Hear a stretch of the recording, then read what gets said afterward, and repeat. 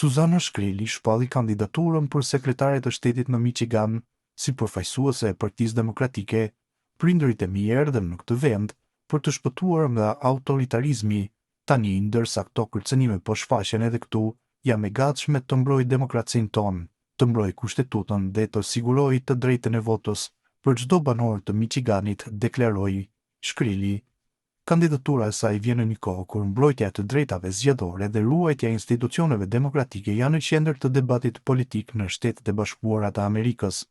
Ndryshe, Suzana ka ndërtuar një karrierë të respektuar në shërbim publik dhe vendimi i saj për të kandiduar për një nga postet më të larta shtetërore në Michigan reflekton praninë në rritje, talentin dhe leadershipin e shqiptarëve në jetën publike të Shteteve të Bashkuara të Amerikës. Ajo ishte shqiptarja e vetme që kishte kandiduar për Kongresin Amerikan në vitin 2016, por nuk arriti të merrte votat e nevojshme. Shkreli kishte marrë mbështetje nga familja Clinton gjatë garës për postin e kongresistes nga radhët e demokratëve. Një aeroplan ushtarak gjerman, i cili ishte nisur nga Berlini për në Prishtinë, si pasojë e mjegullës së dendur, nuk ka mundur të aterojë në aeroportin ndërkombëtar Adem Jashari. Gjurmuesi i fluturimeve, Flyradar 24, ka treguar se aeroplani ushtrisë gjermane është nisur në orën 8:40 të mëngjesit dhe ka qëndruar në ajër për rreth 7 orë.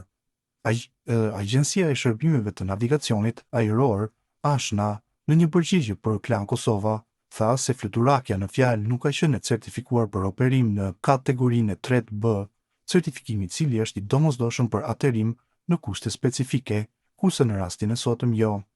Drejtori i kësaj agjencie, Driton Ujkani, tha se ANP-ja Adem Jashari është i certifikuar dhe operon në përputhje me standardet ICAO kategoria 3 për qasje dhe aterim në kushte të ulta të dukshmërisë.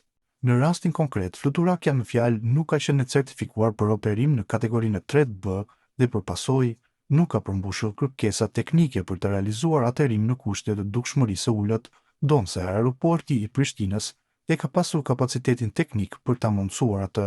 Fluturakës në fjalë sipas kërkesave të ekuipazhit të saj, janë dashur minimumi 550 metra dukshmëri për aterim, kushtet të cilat aktualisht nuk mbizotrojnë në aeroportin ndërkombëtar të Prishtinës. Prandaj, pamundësia për aterim nuk ka qenë si pasojë e kufizimeve të aeroportit, por për shkak të mungesës së certifikimit të nevojshëm nga ana e operatorit ajror për procedurat kategoria 3B, deklaroi Ujkani.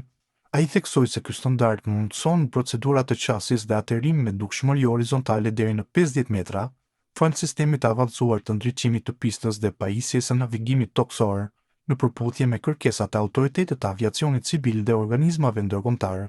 Ujkani shtoi se edhe përkundër situatës së sotme me mjegull në aeroportin Adem Jashari, të gjitha fluturimet janë duke u zhvilluar normalisht e pa probleme. Sipas asaj që shihet në Flyradar 24, fluturakja ushtarake e ka devijuar rrugën për në Shkup.